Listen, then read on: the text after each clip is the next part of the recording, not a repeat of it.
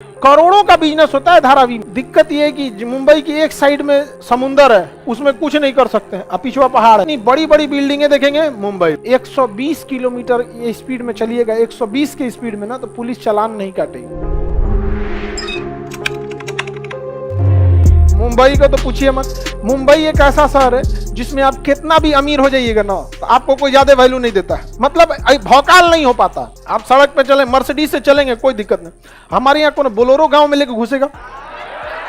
अरे बाप रे, बोलोरो है यार। मुंबई में अगर देखेंगे तो अगर जब जहाज लैंड करने वाली होती है, एक से एक बिल्डिंग दिखेगी, एक से अरबों खरबों की बिल्डिंग, उसके बगल में झोपड़पट्टी। ये मुंबई में ऐसा है कि जहां बड़ी बस्ती मिलेगी वहां झोपड़पट्टी भी मिलेगी। दुनिया की सबसे बड़ी स्लम बस्ती धारावी मुंबई में करोड़ों का बिजनेस होता है धारावी में, करोड़ों का। जितनी फैक्ट्रीज है, जैसे कोई कंपनी, जो कोई बढ़िया कंपनी है शर्ट बनाती है, तो बटन कहीं ना कहीं लगवाएगी, धारावी में दे दी, भैया तुम इसका बटन लगा के दे देना। उसमें छोटे छोटे बिजनेस है जो सप्लाई चेन में बहुत हेल्प करते हैं, तो काफी बिजनेस है वहां। तो मुंबई डेवलप भी है, समुंदर से घिरा हुआ है मुंबई में समस्या ये है, मुंबई में ट्रैफिक बड़ी खराब है, सबसे भयानक। बेंगलोर और मुंबई का जाम रुला देता है मुंबई को। दिक्कत ये है कि मुंबई की एक साइड में समुंदर है, उसमें कुछ नहीं कर सकते हैं, अब पिछवा पहाड़ है, तो एक ओर से पहाड़ दाब दिया है, एक ओर से समुंदर, और उसी में डेवलप होना है। इसलिए जितनी बड़ी बड़ी बिल्डिंगें देखेंगे मुंबई में, क्योंकि एक्सपेंशन का ज्यादा जगह नहीं है।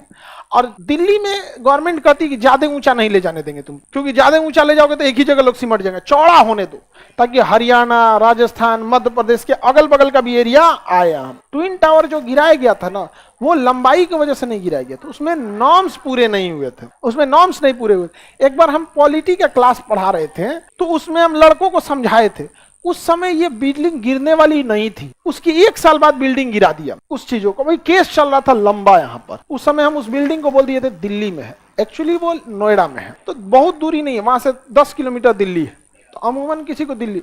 तो अभी क्या है कि वो बिल्डिंग गिर गया, तो लोगों को हाईलाइट हो गया, अरे भैया गिर गया वहां पे।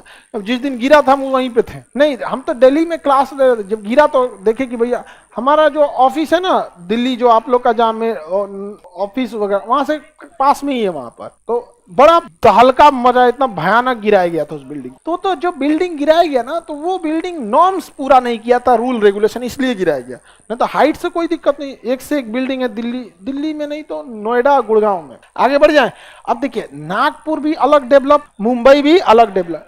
इन दोनों शहरों के बीच में आने में लगभग 18 घंटे लगते थे। इन दोनों के बीच बनाया गया एक्सप्रेसवे। क्या बनाया गया? एक्सप्रेसवे। महाराष्ट्र समृद्धि महामार्ग।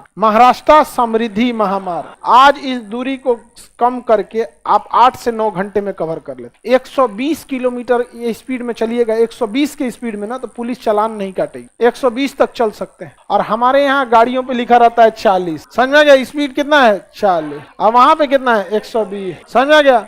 तो महाराष्ट्र कितना गुना भाग रहा है? 3 गुना। हो गया काम खत्म। हम कहीं भी जा रहे हैं हम लोग तो हमारे यहाँ बहुत सारी समस्याएं हैं। और एक्सप्रेसवे से फायदा ये होता है, हाईवे पुराना हो गया, एक्सप्रेसवे में अगर आप एक बार घुस गए तो आप बाहर नहीं निकल पाएंगे कम से कम 30-40 किलोमीटर तक। यानी एक जिला में एक के कोई एंट्री पॉइंट देता है उसमें। हाईवे पे तो कौन बकरी लेके चल आता है, चल